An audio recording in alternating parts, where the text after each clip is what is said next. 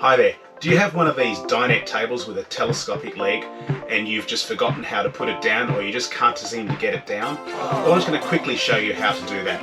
So with these tables, you need to locate the table first. So make sure it's in the middle of the dinette and it's not going to hit itself on any of the cushions.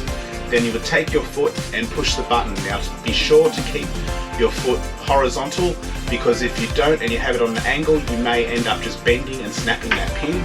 Push down, you hear a click, and then push the table until you hear it click. It's as simple as that.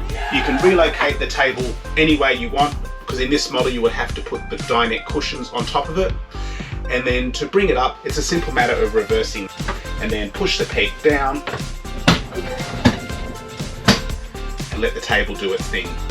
There you go. Simple as that. Thanks for watching.